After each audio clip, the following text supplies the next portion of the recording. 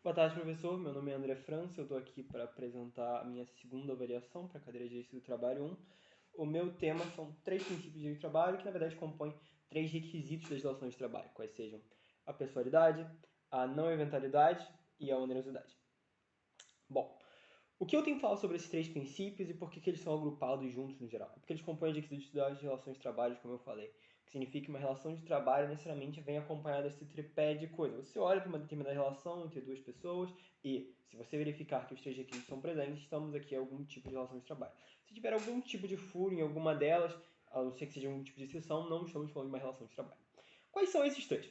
A pessoalidade, primeiro, indica que o trabalho ele deve ser realizado por uma pessoa específica. Então, por exemplo, se eu sou contratado para trabalhar em um órgão judicial para escrever despachos, por exemplo, para fazer minutas de despacho, não posso eu sublocar a minha função e pagar alguém um salário menor do que o meu para ir lá e fazer o trabalho que eu deveria estar fazendo. Não, porque as relações de trabalho são compostas por pessoalidade. Então, se eu fui contratado, salvo em situações muito raras, como por exemplo, eu entro de férias, alguém tem que me substituir, eu entro em algum tipo de licença, alguém tem que me substituir, as relações de trabalho têm de ser executadas por aquela pessoa que foi realmente contratada. Pessoalidade.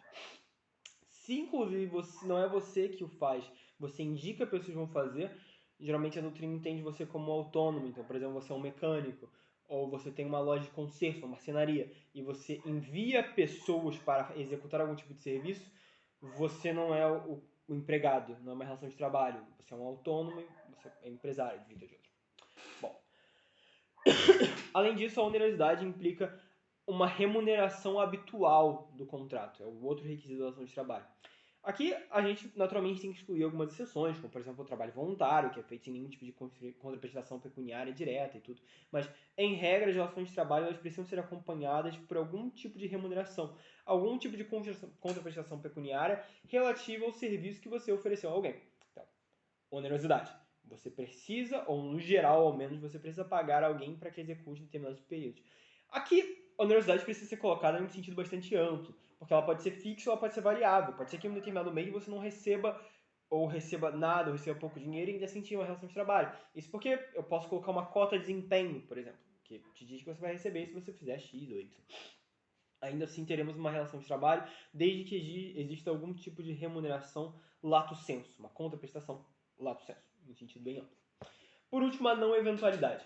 É a ideia de que o trabalho ele não é realizado de maneira esporádica, aleatória, ou pelo menos não com uma infrequência característica. Você precisa realmente estar ligado à continuidade das tarefas da firma, da empresa, de qualquer tipo de empreendimento que você esteja lá.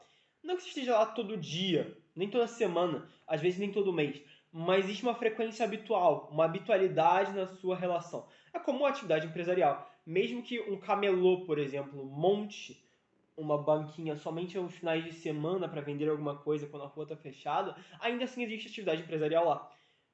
Porque mesmo havendo uma frequência pequena, não é todo dia, só aos finais de semana, quando a prefeitura fecha a rua para permitir que o comércio fique ali, mesmo assim existe uma habitualidade na atividade. Assim funciona a relação de trabalho também. Você não precisa trabalhar todo dia, não precisa trabalhar 8 horas, não existem requisitos tão fixos assim, porque a gente está tentando definir os requisitos mínimos para uma relação de trabalhista. Mas se houver alguma habitualidade, ou seja, uma não eventualidade no seu trabalho, então, beleza, é uma relação de trabalho.